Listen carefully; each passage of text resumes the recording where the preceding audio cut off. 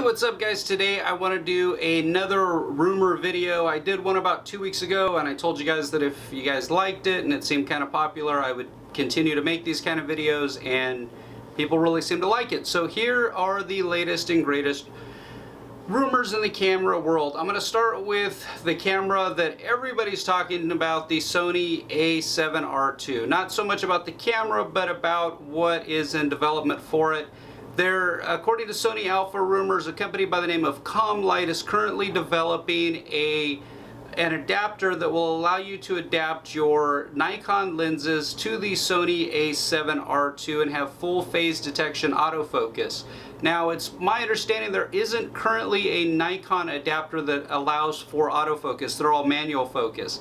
Now, it's kind of interesting because the Sony camera got a lot of hype, and right now there is just an amazing amount of bickering going on back and forth online between people who say the camera's awesome, the camera sucks.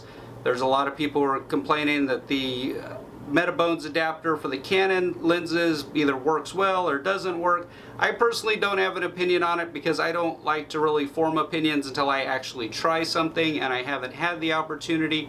But it is amazing to me because there is more controversy about this camera than there is the presidential election going on right now, or the primaries anyways. There's just so much feuding. But for those of you who've got a bunch of Nikon glass that might be interested in Sony, it is kind of exciting to think that you might be able to use your glass with this Sony camera. Over on Sony Alpha rumors, they do have a sample video up of a kind of a pre-production adapter. It is rather slow to autofocus, but supposedly the final release one, which is supposed to be out here in 2015, will be much faster. There is absolutely no information about the price yet. As far as anything exciting going on with Nikon, there's really no real Nikon rumors out right now. Nikon recently announced those 3 new lenses, which are generating a lot of buzz, a lot of excitement about. But outside of that, there's really nothing new out of Nikon. In the Canon world, there's 2 things. One is the 1DX Mark II is rumored to be in final pre-production stages, and there are photographers around the world who actually have the camera in hand that are testing it and are doing some marketing stuff. I'm assuming getting some sample images and things like that. So that falls in line with what I said a couple of weeks ago, that we should be getting an official announcement of the release of the 1DX Mark II here in the next couple of months. Nothing new really on the 5D Mark IV front. There has been some chatter on some forums, but I think most of us that have read the information on the forums are pretty much dismissing it as people talking out of their rear end because the information's not really coming from anybody credible or known. So it's been pretty quiet on the 5D Mark IV front.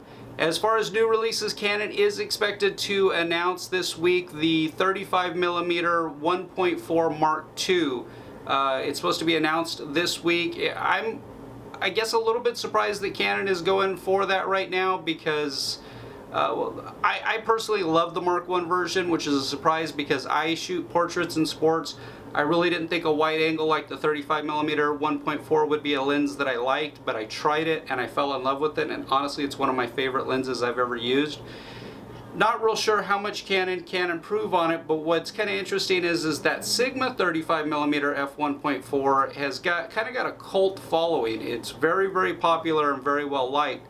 So it's going to be, Canon's really going to have to deliver on the image quality with this to be able to kind of take back its popularity from the Sigma.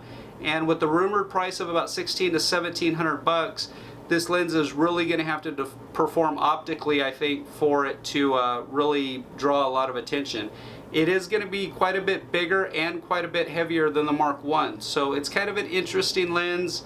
I'm a little bit surprised because I kind of thought that there were some other lenses that Canon might be more interested in releasing some updates for, something like the 400 5.6. You know, there's just a lot of other lenses that I kind of was thinking Canon might have more interest in, but supposedly the announcement will be coming this week. So other than that, that's pretty much it for the rumor mill this week. If you guys have heard any cool rumors, leave me a comment below. I'd like to hear about it, and as soon as any new information comes out, I will let you guys know. Thanks for watching, guys. Have a great day.